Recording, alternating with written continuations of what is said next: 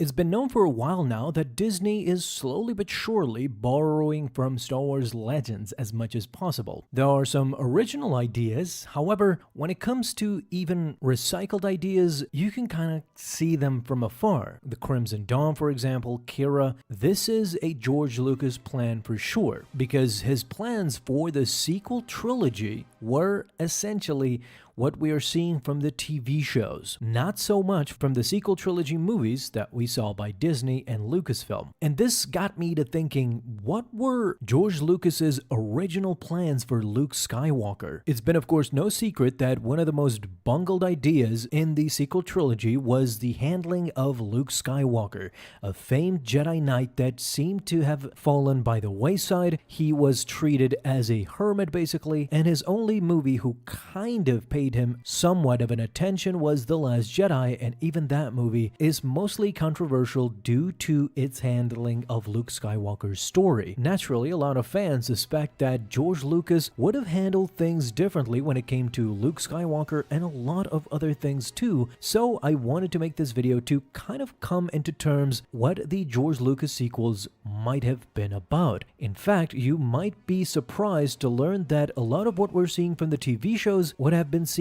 in this sequel trilogy, because according to George Lucas, the original plan was for Darth Maul to come back and be the godfather of crime in the universe as the Empire fails, meaning that once Episode 6 wraps up, Palpatine dies, and the Empire is in a downfall, this would have been the time for Darth Maul and his crime syndicates to flourish. Essentially, Maul would have had his own apprentice, Darth Talon, in the years after the original trilogy, at that point having amassed enough power in the underworld to rise as a major threat after the Empire's demise. This means that Darth Maul and Talon would have battled Luke Skywalker and his attempt to restore the Jedi Order. They would have crossed paths in the New Republic, and as well as with Leia, who would have been revealed as the true chosen one in the sequel trilogy, according to George Lucas. With Disney's purchase, of course, all these plans for the sequels went by the wayside, but you can see inspirations of it in the Clone Wars Season 7, for example, in the Bad Batch.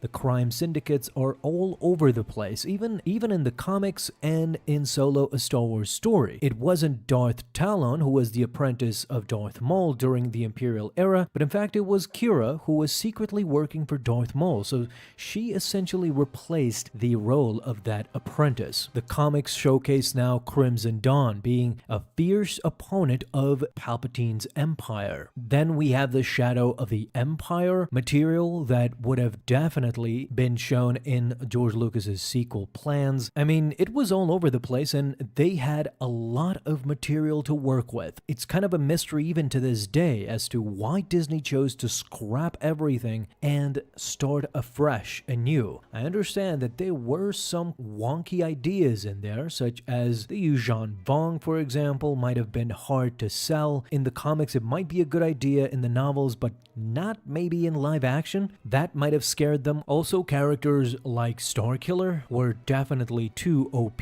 so I can kind of understand that, but there's a lot of material that now Disney is just starting to dip its toes into with the TV series. All in all, a lot of plans, but what were the original plans for Luke Skywalker? What did George Lucas want to showcase with Luke in the sequel era? We know that in Disney's sequel trilogy, Luke Skywalker never ended up marrying or having a love interest for that matter, but it turns out that George Lucas once hinted that Luke would have a romance plot once he would begin filming the sequel trilogy, his own sequel trilogy. Many fans were disappointed to see that Luke Skywalker bloodline did not continue in the sequels. It was only Han and Leia who had Ben Solo. Up until now, all we have had was the Skywalker saga, so it's understandable that fans were curious to see if Luke had married, had a child, and the Skywalker lineage continues, because it does in Legends, but it doesn't in canon. Star Wars, as you know, has an interesting history when it comes to romance, especially members of the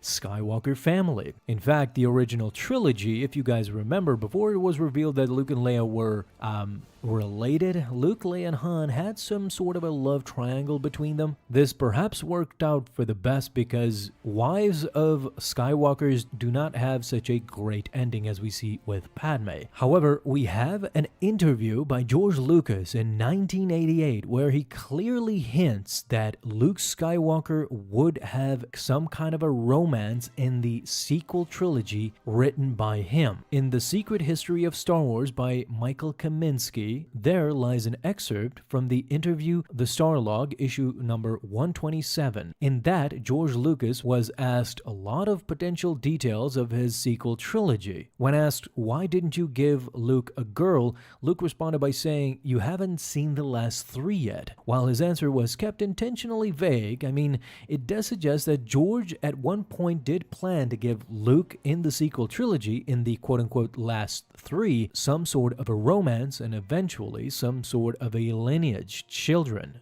Whether that be a boy or a girl, it would be a Skywalker who would continue the tumultuous history of the Skywalker. But the problem is George Lucas was very fickle when it came to any plans or storylines, because even back in the day, he ended up changing his minds when it comes to Luke Skywalker. Back in the original trilogy, we had no idea of Jedi being forbidden to form any emotional attachments, but when it came to the Star Wars prequels, they showed us a totally different side of the Jedi Order, of how a Jedi should live its life, and it is because of this that George Lucas may have ended up scrapping the entire Luke romance idea out of the question, even if he had made the sequel. This is clearly shown when it comes to Mara Jade. Mara Jade first appeared in 1991 in Heir to the Empire by Timothy Zahn. Mara Jade was formerly the Emperor's Hand, and she resented Luke for Palpatine's death in Return of the Jedi. However, having to team up with Luke at one point, the two put aside their differences, and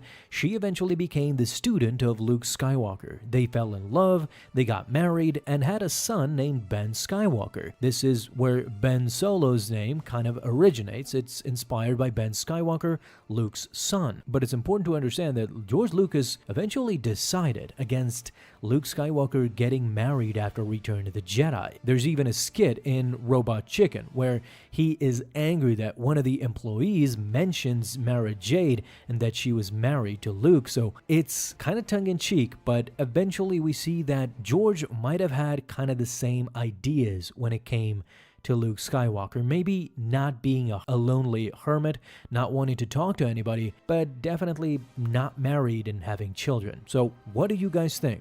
If George Lucas had made the sequels, would he have succumbed to the pressure and give Luke and Mara Jade a chance, or do you not see it happening ever? Thank you guys so much for watching this video, and if you enjoyed, leave a thumbs up down below, subscribe for dailies.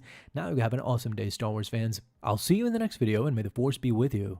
Until then.